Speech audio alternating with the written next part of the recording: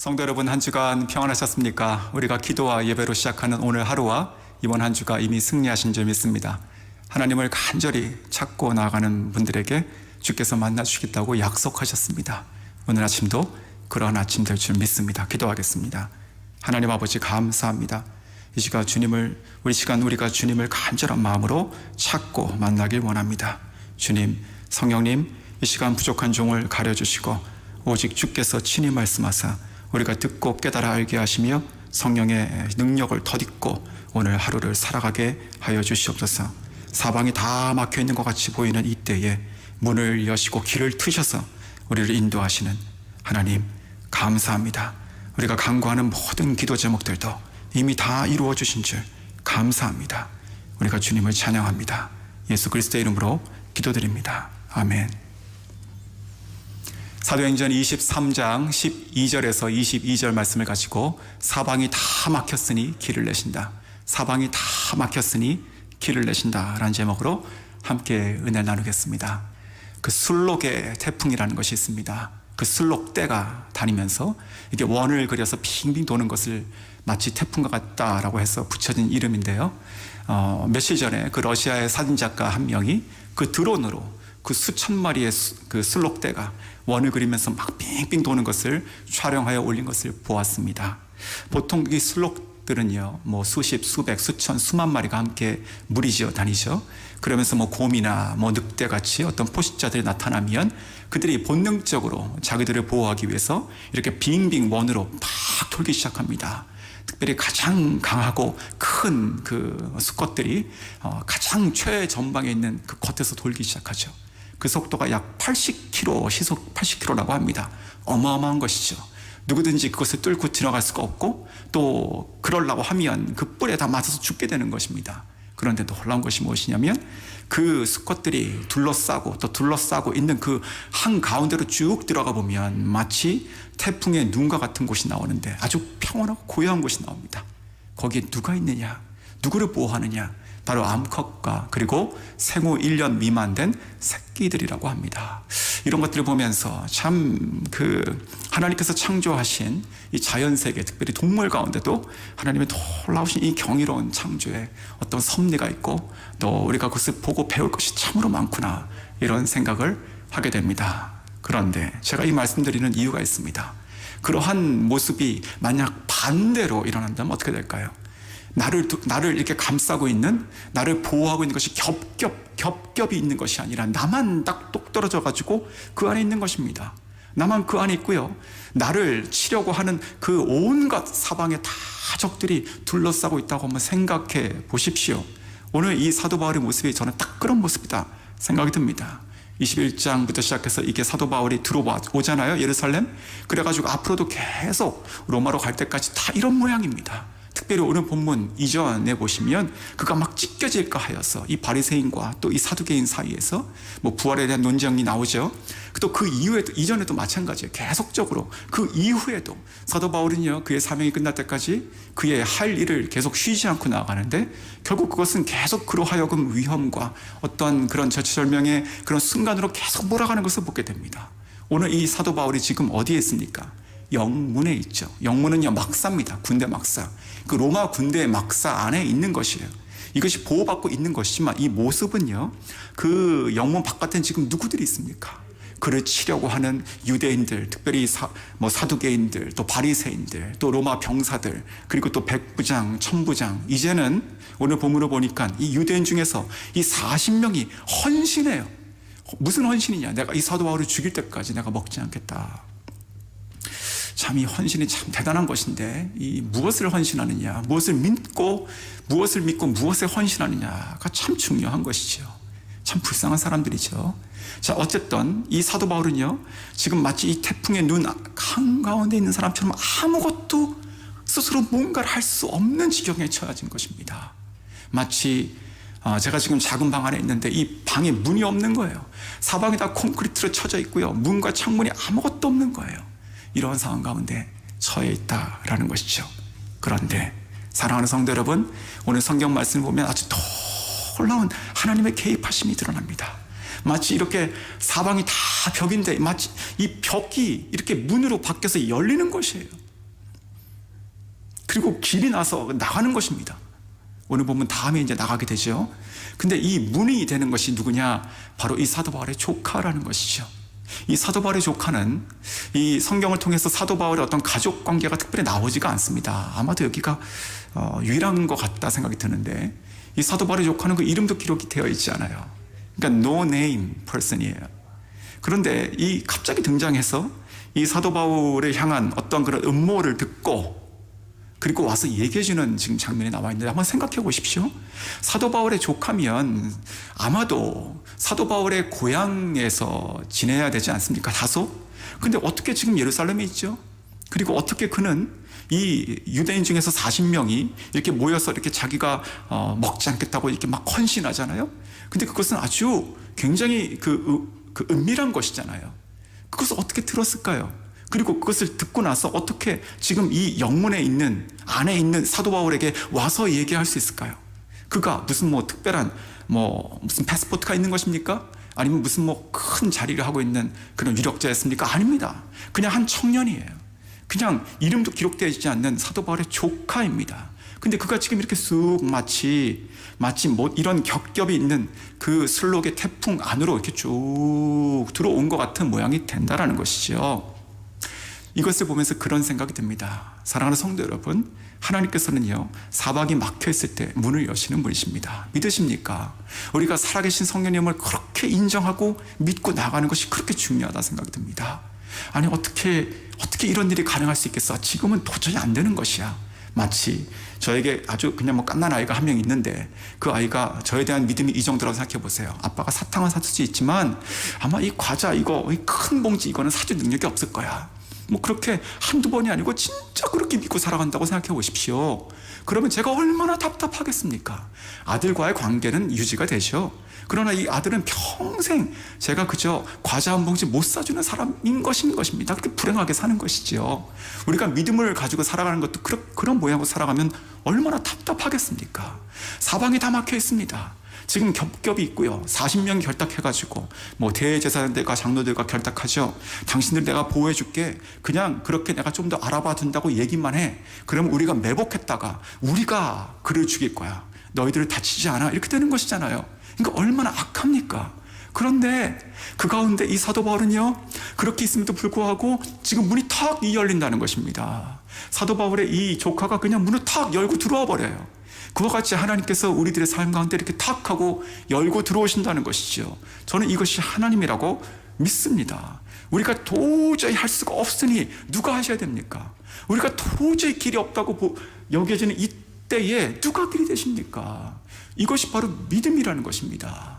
이것은 믿고 인정하시고 성령님의 역사하심을, 살아 역사하심을 인정하시고 살아가시는 저희 모두가 될 수 있기를 원합니다. 하나님께서는 왜 이렇게 문을 턱 열고 들어오셨을까요? 바로 이 사도 바울이 아직 사명이 끝나지 않았기 때문에 그런 것이죠. 성도 여러분 꼭 기억하십시오. 하나님의 사명은 절대 미결이 없습니다. 우리가 아무리 탁월한 행정가를 하더라도요, 아무리 머리를 쓰고 또 쓰고 애를 쓰고 정성을 다하더라도 어떤 일은요, 부족해가지고 끝이 안 나는 일이 태반입니다. 우리가 그것을 결제할 때 미결이라고 하겠죠. 아직 끝나지 않은 거예요. 할 수가 없어요. 그냥 덮어버리는 것입니다. 그런데 하나님의 사명은 미결이 없다는 것입니다. 반드시 완결되어요. 그렇기 때문에 이 사도 바울은요, 반드시 여기서 문이 열리고 나가게 되는 것입니다. 이것이 우리가 살아가는 똑같은 모양이라고 저는 생각합니다. 하나님께서 우리들에게, 각자 개인에게, 우리 가정에게, 우리 믿음의 공동체 교회에게 주신 사명이 있잖아요. 그 사명, 하나님께서 주신 사명이라면 미결되지 않습니다. 반드시 하나님께서 길을 내시고 그것을 완결하신다. 이것을 꼭 믿으시는 저 여러분 될 수 있기를 원합니다. 자, 두 번째는요, 이 문이 탁 열렸을 때 이제 길을 내십니다. 길. 자, 보십시오.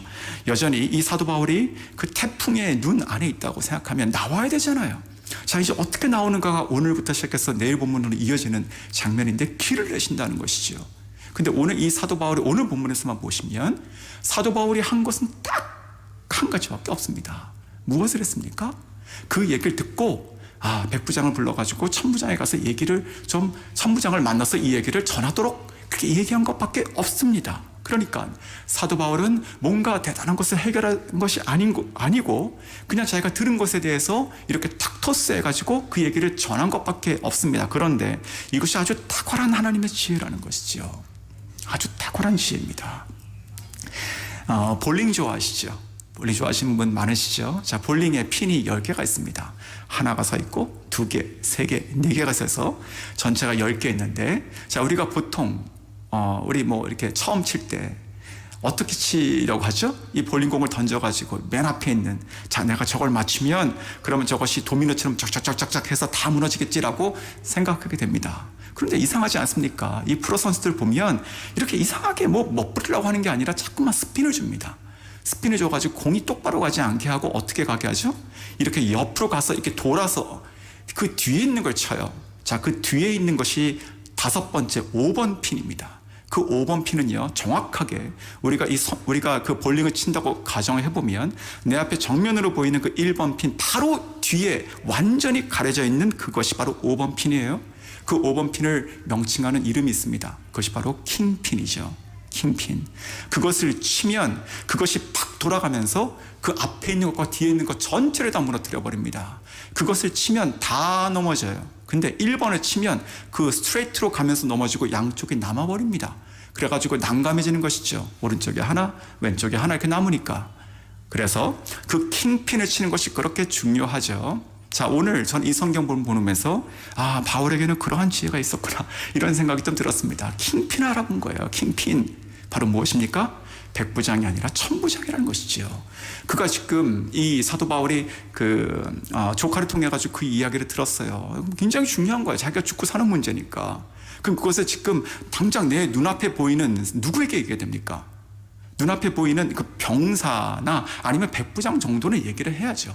그런데 그렇지 않고 눈앞에 보이지 않는 킹핀인 천부장을 향해서 가게 했다는 것이죠. 자, 이것을 보면서 왜 그랬을까 좀 몇 가지 이 말씀을 묵상하면서 생각이 들었습니다. 우선 이렇게 생각이 들었어요. 이 40명이 결탁했잖아요. 근데 이 결탁이 결국은 대제사장들과 또 장로들 뿐만이었을까요? 아마도 이 천부장까지는 모르지만 그 밑에 있는 수하들, 혹 여러 명 중에 백부장 중에 한 명이 오늘 나왔으니까 백부장은 여러 명이에요. 지금 최소한. 그 중에서 자기들이 좀 이렇게 가까이 할 수 있는 누군가를 컨택할 수도 있는 것이에요. 즉, 이 백부장에게 얘기했으면 안전하지가 않은 것이지요. 그리고 이 백부장은 결국 지금 오늘 상황을 보니까 이 문제를 해결할 수 있는 키맨이 아니에요. 이 키맨은 누굽니까? 천부장입니다. 그러니까 천부장에게 가야 되는 거예요. 그렇죠. 그래서 이 백부장을요, 이 사도 바울은 오라 가라 얘기합니다. 마치 자기가 부리듯이. 그래서 저 백부장을 불러가지고 얘기하죠. 그러면서 백부장을 실제적으로는 패싱해버려요. 그러니까 1번 핀인 거예요, 이것이. 그리고 5번 핀으로 보내는 것이죠. 누굴? 이 자기 조카, 이 볼링 공을 보내는 것이에요.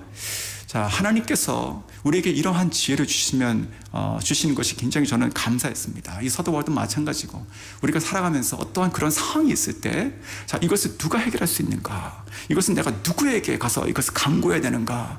누가 이것을 들어줄 수 있는가를 아는 것이 중요한 것입니다. 나아가서 우리 삶의 모든 문제를 다 해결하시는 분이 누구십니까? 절대로 사람이 아닙니다. 오직 하나님밖에 안 계시죠. 우리 하나님께서 영원한 우리의 킹핀이신 것이지요. 아멘. 제가 캄보디아 왔을 때, 초창기 때 이런 일이 있었습니다. 어떤 그 국가기관에 한국에서 파견된 어떤 장이 있었는데 그분을 만났는데 그분이 저를 누구를 좀 소개시켜 주겠대요. 그래서 좀 잘 모르고 따라갔어요. 따라갔는데 어떤 아주 고급 그 차이니스 레스토랑에 갔는데 거기서 음식을 잘 대접받고 만난 사람이 있었습니다. 캄보디아 한 분인데 그분이 자기가 어떤 사람인지, 어떻게 자기가 어떤 일을 해왔는지를 제가 대략 한 2시간 동안 그냥 앉아서 들었어요. 계속 들었어요. 경청했죠. 그러면서 마지막에 다 끝나고 나서 저한테 명함을 하나 주는 것입니다. 명함을 주면서 이렇게 얘기해요. 미스터 정, 만약에 당신이 무슨 일이 있거나 꼭 어려운 일, 꼭 해결해야 될 일이 있으면 그것이 무엇이든 상관없으니까 나한테 전화하세요. 이렇게 얘기하는 거예요. 근데 제가 받았던 그 명함, 그 사람이 누구였냐면 부총리였습니다. 캄보디아는 이게 내각제잖아요. 그래서 총리가 대통령이에요. 그래서 부총리 중에 한 명이에요. 그러니까 정말로 능력 있는 사람이죠. 자, 사람은요, 누구든지 자기가 킹핀이 되고 싶어 합니다. 자기가 킹핀하고 얘기해요. 내가 해결할 수 있다는 것이죠. 내가 너를 도울 수 있다. 나에게 오라는 것이죠. 그러나 하나님이십니다. 하나님이세요. 하나님께서만 우리의 모든 것을 다 들어주시고 다 해결할 수 있는 분이신 줄 다 믿으시고 아멘으로 화답하시면 좋겠습니다. 하나님께서 우리의 킹핀 되십니다. 자, 그러면서 이제 마지막으로 좀 가볼까요? 사도 바울이 어떤 마음이었을까? 사도 바울은요, 어쩌면 저라면 이렇게 좀 생각이 들었을 것 같아요.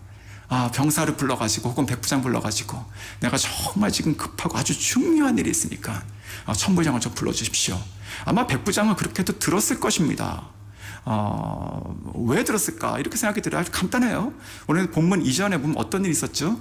이 사도 바울이 결국은 이렇게 영문으로 들어오게 된 계기가 결국 그 유대인들에게 뭐 설교하다가 그리스도에 대한 얘기를 하다가 막 이 사람은 살려줄 사람이 아니다 이렇게 되면서 막 죽이려고 하니까 일단 이 천부장이 영문으로 일단 들여보내라고 한 거잖아요. 그러면서 무슨 일인지 알아보도록 이렇게 묻고 채찍질하라고 명했을 때 그렇게 그것을 실행하려고 했던 백부장 앞에서 사도 바울이 내가 로마 사람이다라고 얘기하죠. 로마 사람인 나를 이 죄도 이게 알아보지 않고 이렇게 다 결박하고 묵냐라고 했을 때 그 팍 풀어버립니다. 그러면서 천부장도 백부장도 그것을 마음에 걱정했죠. 내가 이거 문제가 되는 것이 아닐까. 그러니까 하나님께서 모든 상황을 이미 다 만들어 놓으신 거예요.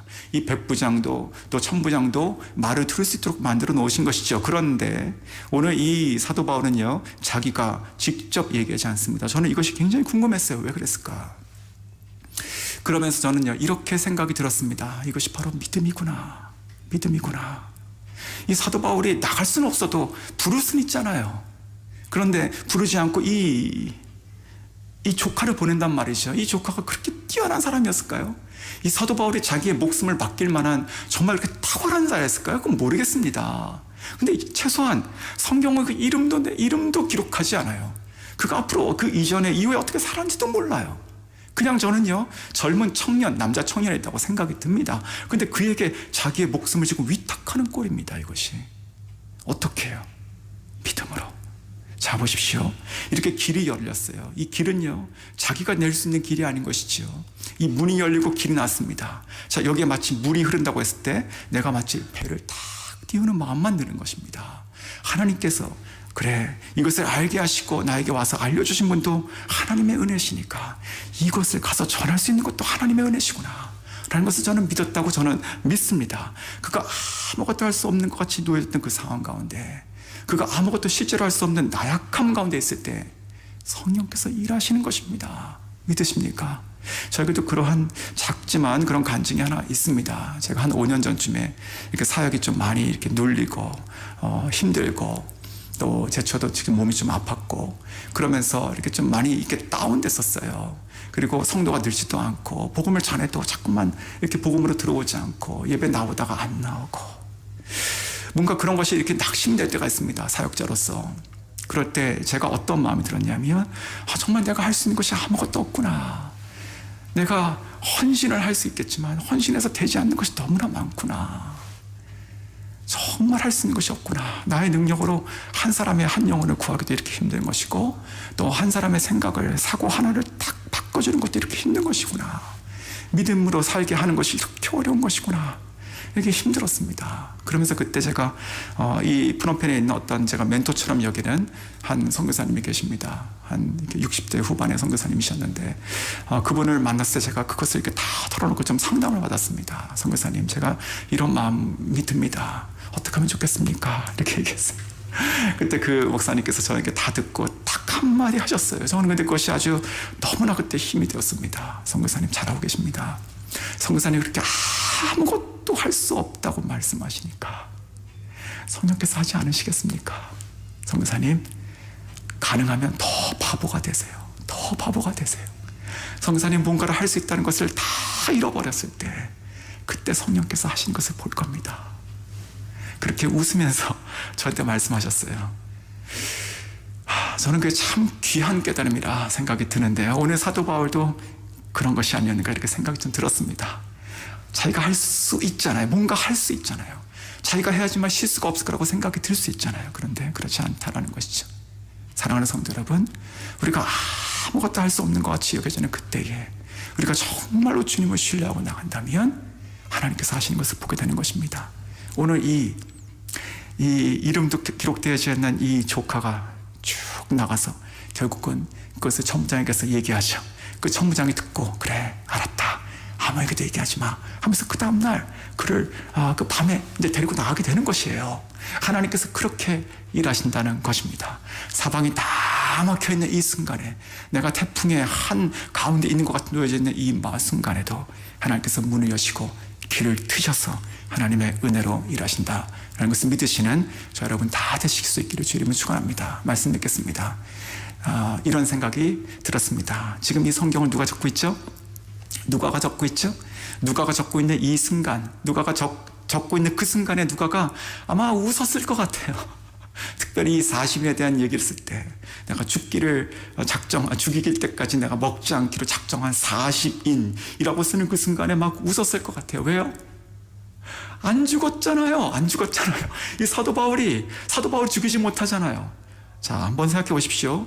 이 이후에 이 로마로 압송되죠. 그리고 나서 그 집에 이태, 즉 2년 동안 구금됩니다. 그리고 나서 한번 풀려나요.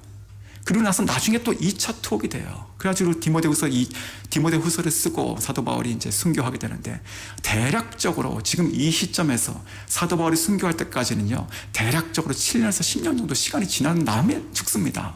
그러니까 생각해 보십시오. 이 40명 어떻게 됐을까요?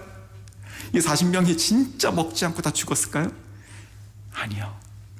어느 순간에 다 밥을 먹었겠죠. 그 모습 한번 상상해 보십시오. 얼마나 우습습니까? 얼마나 부끄럽습니까? 그런데 저는 이런 생각도 해봤습니다. 그 40명 중에서 밥을 먹으면서 막 분이 있었던지 창피한 마음이 있었던지 어떤 밥을 먹었을 거예요, 살라고. 그러고 나서 나중에 이 사도 바울의 모습을 보면서 주님 만난 자가 혹시 있었지 않았을까요? 사도 바울 그 자신처럼 정말 완전히 인생이 180도가 바뀌어가지고 혹 이 40명 중에 누구는 예수가 그리스도시다라고 전하고 다니지 않았을까요? 우리는 모르지만 이 글을 적고 있는 이 누가는 최소한 것을 알았겠죠. 그래가지고 이 대목을 적으면서 웃었을 거라고 저는 생각합니다. 성도 여러분, 이것이 믿음의 시선입니다. 이것이 믿음의 시선을 가진 자가 웃을 수 있는 여유입니다. 우리가 지금은 이렇게 우겨 싸움 당한 것 같이 살아가지만 우리가 쌓이지 않는다는 것이에요. 우리가 핍박을 당하지만 우리가 평안한 것이에요. 우리가 정말 이렇게 낭망하지만 우리 마음이 하나님께 주시는 그 평안과 능력으로 기쁜 것이에요. 우리가 망하지 않는 것이에요. 그것을 알 수만 있다면, 그것을 정말 누릴 수만 있다면, 그것을 바라볼 수만 있다면 얼마나 우리의 살아가는 매 순간이 참으로 기쁘고 감사하겠습니까? 그냥 이게 정신승리가 아닙니다, 성도 여러분. 이것은 정말 믿음으로 선명하게 바라보는 것이에요. 믿으십니까? 오늘 모든 사방이 다 막혔으니 이때에 하나님께서 문을 여시고 길을 트신다. 하나님의 사명은 미결이 없다. 하나님의 은혜에 우리가 다 맡겨드리고 나아갈 때 우리는 하나님이 일하시는 것을 본다라는 것을 꼭 기억하시고, 오늘 하루와 또 앞으로 남은 우리의 삶을 주님 앞에 그렇게 믿음의 시선을 갖고 이렇게 살아가시는 저희 모두 될 수 있기를 주님의 이름으로 축원합니다. 기도하겠습니다. 하나님 아버지, 감사합니다. 사방이 다 막혀 있으니 주님께서 문을 여시고 길을 여시죠. 그 주님을 진정으로 우리가 신뢰한다면 우리가 무엇인가 하려고 할 수도 없는 그것에 매달리지 않고 하나님께 맡겨드리고 하나님께서 하나님이 일하시는 것을 보게 되죠. 오늘 사도 바울의 이 본문을 통해서 우리가 그것을 배웁니다. 우리가 그것을 도전받습니다. 주님, 믿음의 사람인 저희들은 믿음의 사람으로 살아가게 해주시옵소서. 오늘 기도하는 모든 기도의 간구들이 다 응답되어진 줄 믿습니다. 오늘 하루와 이번 한 주가 주님께 보시기에 하나님 마음을 참 시원하게 드리는 저희 모두가 될 수 있도록 해주시옵소서. 예수님의 이름으로 기도드립니다. 아멘.